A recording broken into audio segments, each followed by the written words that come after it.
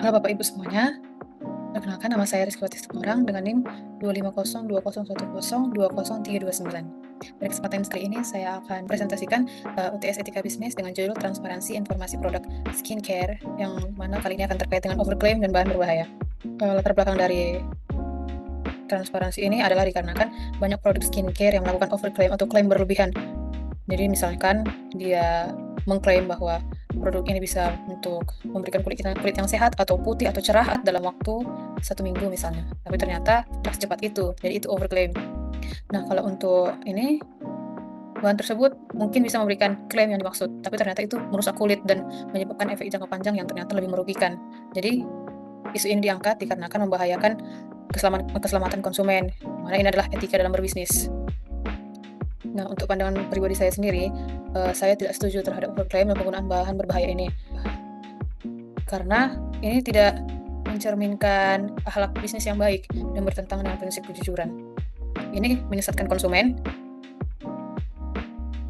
mengabaikan keselamatan, dan dia lebih mengutamakan keuntungan dibandingkan dengan kepentingan dari konsumen yang menjadi stakeholder dia. Untuk teori yang mendukung, di sini terdapat prinsip dari etika bisnis Sony Keraf. Ini saya ambil dari materi kuliah.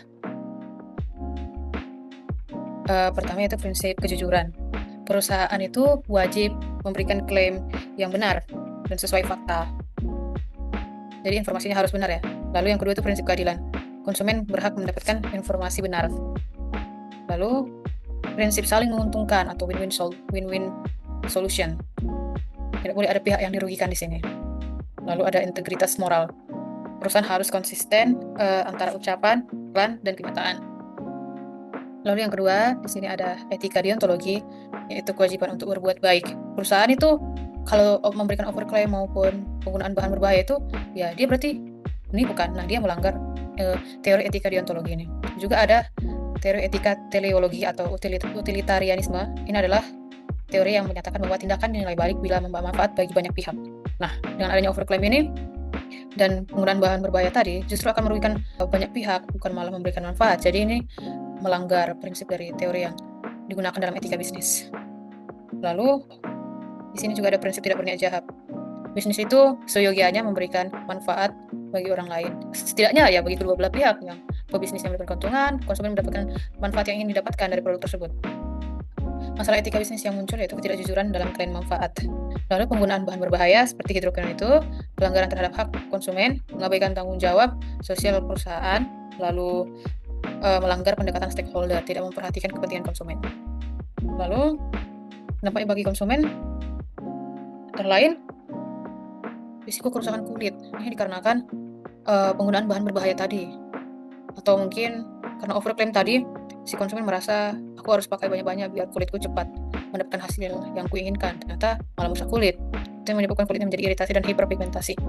Lalu ada kerugian finansial. Hal ini dikarenakan konsumen membeli produk yang tidak sesuai dengan harga yang harus dibayar dengan produk tersebut. Misalnya produk tersebut sebenarnya harganya murah, cuman karena overclaim tadi, konsumen tergiur untuk membeli, dijual dengan harga yang mahal dengan harapan produk tersebut memberikan hasil yang baik untuk konsumen, ternyata tidak. Karena ini akan membuat kerugian finansial bagi konsumen.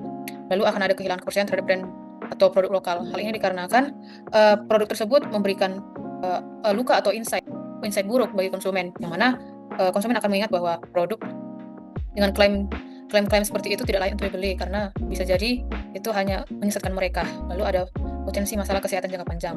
Hal ini sepertinya mutlak jika menggunakan produk yang berbahaya ya. Di sini saya ada rekomendasi untuk perusahaan skincare untuk perbaikan praktik etika. Ada dua bagian. Yang pertama yaitu perbaikan praktik etika. Yang pertama, klaim berbasis evidence atau uji lab dan uji klinis. Jadi perusahaan skincare harus memberikan klaim tertentu berdasarkan hasil uji lab yang telah dilakukan. Misalnya seperti sunscreen, apabila dia menawarkan produk dengan SPF 50, maka dikeluarkan bukti dukung dari lab bahwa sunscreen tersebut memang mengandung SPF 50. Lalu tidak menggunakan istilah yang menyesatkan. Jadi kalau misalnya ada skincare, jangan diberitahu bahwa ini dapat memberikan hasil instan, memberikan kulit yang glowing atau sehat hanya dalam waktu 2 minggu misalnya. Jangan digiring seperti itu, tapi diberitahukan bahwa memang bisa membuat kulit lebih sehat, namun bila digunakan dengan rutin atau dengan waktu yang sesuai. Lalu ada transparansi komposisi dan efek samping. Jadi diberitahukan komposisi yang benar di produknya. Jangan diberitahu bahwa produk ini mengandung mungkin misalnya niacinamide, salah satu bahan yang bisa memberikan manfaat pada kulit seperti memutihkan kulit, mencerahkan kulit. Diberitahu mungkin 10%, cuman ternyata diberitahukan 10%, ternyata komposisinya tidak ada mengandung niacinamide, atau mungkin tidak diberitahukan ada bahan berbahaya di dalam. Kalau tidak transparan seperti itu akan menimbulkan sebuah hal yang mungkin akan merugikan konsumen. Lalu di sini ada edukasi konsumen yang melalui marketing yang etis. Berikan edukasi yang jujur dan etis kepada konsumen kalau produk ini memang begini adanya, bukan melebih-lebihkan, atau karena mungkin ingin mendapatkan engagement yang lebih, perusahaan memberikan marketing yang merugikan orang lain, bahkan seperti menjelekkan orang lain. Jangan seperti itu. Lalu di sini bagian kedua ada peningkatan tata kelola. Selain itu perusahaan perlu meningkatkan tata kelola melalui audit internal kualitas secara berkala. Hal ini dilakukan agar memberikan kepuasan kepada konsumen karena kualitas produknya ditingkatkan terus-menerus. Lalu ada penerapan CPKB atau cara pembuatan kosmetik yang baik. Pembuatan kosmetik harus didasarkan pada CPKB ini, atau ya sesuai SOP lah ya ceritanya. Lalu ada quality control dari bahan baku hingga distribusi. Jangan bahan tersebut ternyata tidak dikontrol kualitasnya sehingga ada bahan yang ternyata sudah oksidasi atau mungkin sudah rusak, maka produk tersebut akan tidak works lagi di kulit konsumennya. Lalu ada penarikan produk atau recall jika ditemukan pelanggaran. Jadi kalau misalnya konsumen mendapati bahwa produk tersebut ternyata tidak sesuai dengan klaim atau ternyata terdapat bahan yang berbahaya, jadi perusahaan skincare ini harus mau menarik kembali barangnya agar tidak beredar kembali di masyarakat sebelum barang tersebut diperbarui komposisinya. Lalu di sini ada regulasi yang relevan. Yang pertama yaitu Peraturan BPOM Nomor 23 Tahun 2009 terkait bahan kosmetik yang aman. Lalu ada notifikasi BPOM, produk wajib punya nomor izin edar.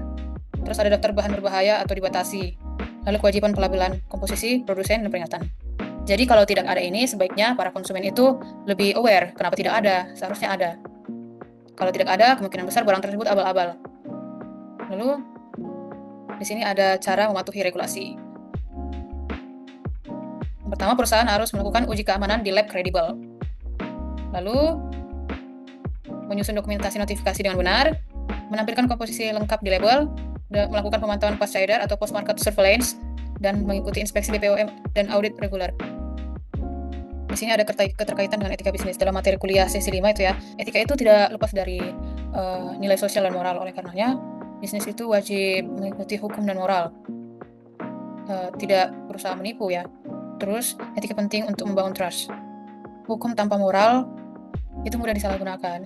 Jadi kalau tidak ada moral dan etika yang dianut oleh pebisnis, maka pebisnis itu akan cenderung melakukan pelanggaran. Yang penting menguntungkan dia.